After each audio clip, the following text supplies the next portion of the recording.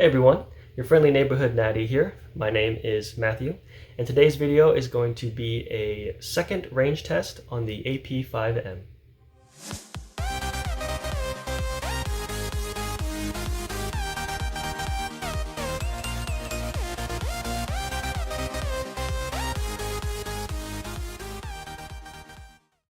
So as you guys may recall from the first AP5-M range test, of the two mags that came with the gun, this one is the one that didn't work, and I marked it with the orange sticker here.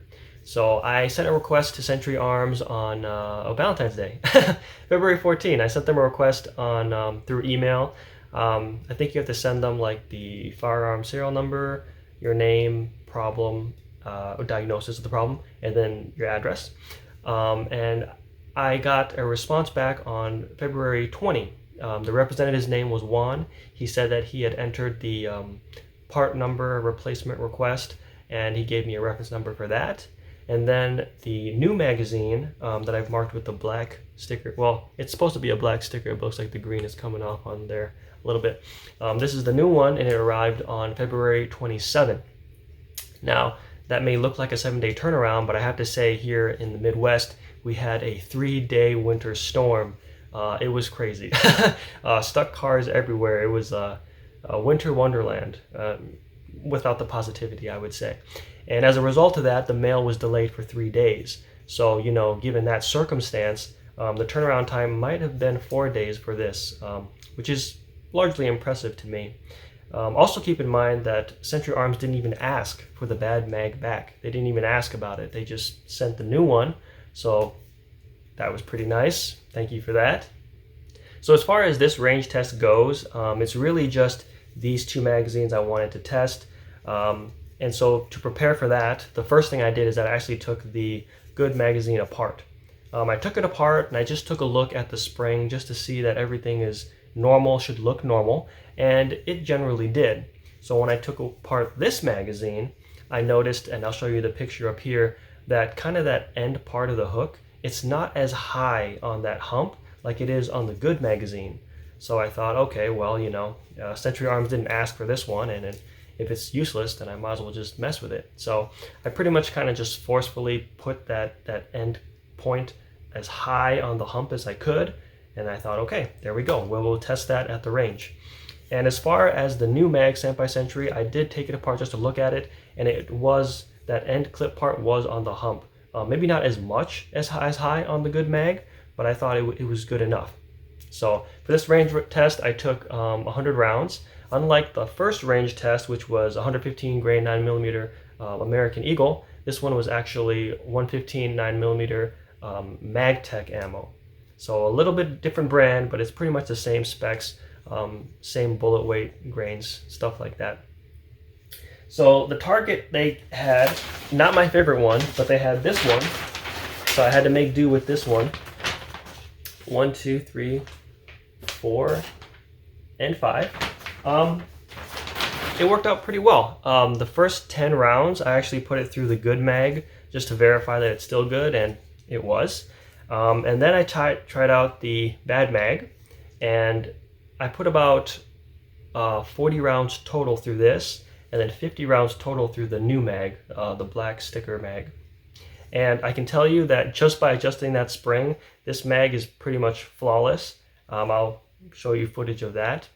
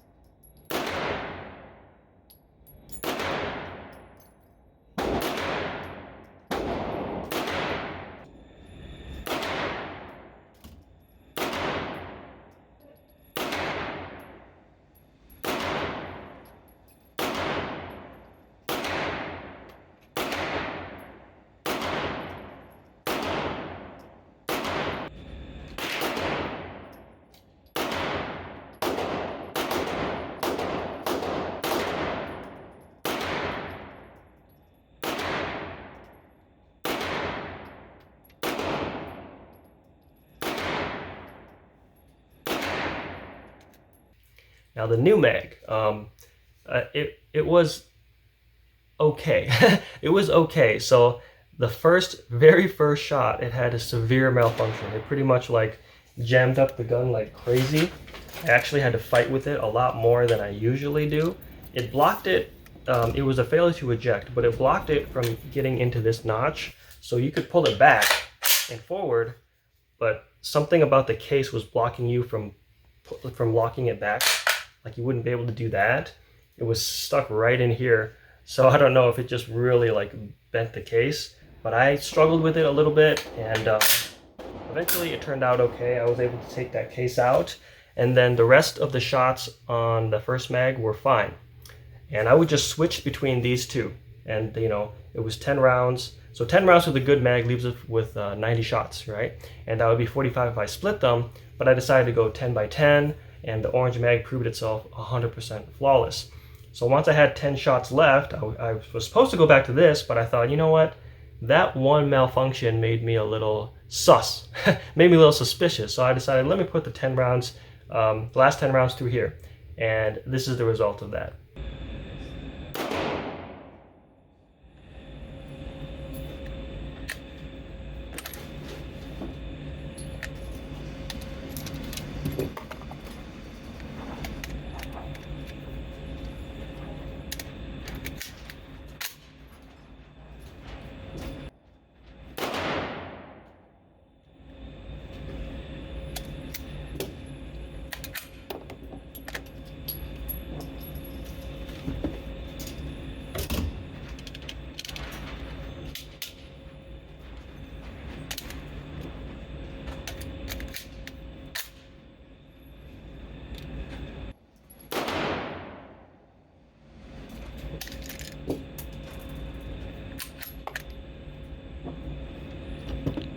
As you can see, that's a very unfortunate.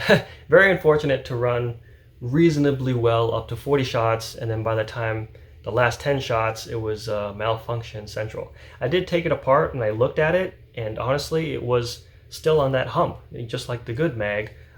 Maybe it could be a little, you know, more turned in, and I did try that. I did pretty much adjust it to make that clip kind of more higher on the hump, and so that's really the only thing I can do for this. We may do another range test just to see if this will behave. If it doesn't behave, then worst case scenario, I'll have to buy a whole new mag spring for these, MP5. You can get them on HAparts.com. I think it's like $6.95 before tax. Not that big of a deal, but obviously I'd rather it just work right out the get-go.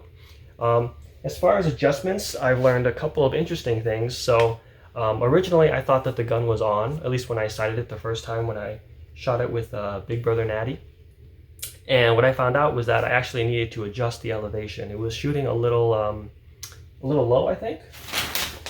Oh yeah, it was shooting a little low. So I turned this guy here. You can turn this guy to adjust the height, the elevation. And it took 2 clicks to the left, and then it was pretty much on, which was perfect. Windage, I didn't even have to touch it at all. It was perfectly fine. However, I've come across something interesting. After adjusting it, you know, after adjusting all the windage and the elevation, I noticed, to me, it looks like my left-hand shots, so number 1 and number 4, even after adjustment, it tends to lean right. Now the center one, number 3, is just fine. There's no problem. And 2, I mean, I was still working on that, but yes, that's fine. And then 5 is pretty much like, that's it. That's full adjustment right there, and that's perfect. So I was wondering why my left-hand shots tend to veer off to the right a little bit. And Big Brother Natty did say he thought the sights were off, and he's let me say that we're both born incorrectly. What I mean by that is that I'm left-handed and I'm right-eyed. And Big Brother Natty's the opposite. He's right-handed and he's left-eyed. So now I'm kind of wondering, does that really like mess with people? Obviously it does, you know, and I have had instructors tell me, just shoot right-handed. And I do, you know, sometimes. It's not that comfortable for me, so I tried to see if I could figure this out. I was like, okay, let me see. So if I aim at anything, right, I'll just aim at whatever, and it's in target, it's on sight. If I close my left eye, it's still on, obviously. If I close my left eye, it's off. And if I want to line it up, I have to turn right. Now it's lined up again. So I thought, maybe that's why anytime I have to aim left, it would veer right. And I wonder if it's the opposite for Big Brother Natty too. So I kind of want to try a new experiment. If we go to the range test number 3, because we got to test this boy. Hopefully he behaves. I want to see that. I want to test it out. I want to see if, like, okay, so if you're left-handed, right-eyed, if you have to aim left, your shots are gonna veer to the right a little bit. And then Big Brother Natty can test the opposite. You know, he's right-handed, left-eyed. If he has to, so he'd have to shoot a right target or aim right, maybe his will end up left. So, kind of interesting. Yeah, for the next experiment. You know, if this behaves, that's perfect. And then also just free information for you guys, like, hey, if you're born incorrectly, expect these things. So that's all I have to say for the AP5-M range test 2. I'm very happy that, you know, just adjusting the mag, that end spring on this top part. So it's not the spring on the bottom part, it's on the top part. Just push it up on that hump and it seems to fix everything. I'm disappointed that this started acting up at the end. All right, that's all for the update on the AP5-M range test number 2. For number 3, I did already adjust that black sticker mag, so hopefully it behaves next time. And then also, just for fun, because we're there, I'll test my hypothesis and see if you're born left-handed, right-eyed, if you aim left, it'll tend to lean right. And then if you are born right-handed, left-eyed, and you aim right, I would assume, then you may end up leaning left on your shots. So look forward to that. Some free time when I get, I'll be able to do that. And again, worst case scenario, if it still doesn't work, if the black mag still doesn't work, all I'm gonna do is just buy a new spring. Buy a new spring, replace it, and then hope that one works. So thank you guys for watching. Please like, comment, subscribe, and I'll see you next time. You have a good day now. Bye.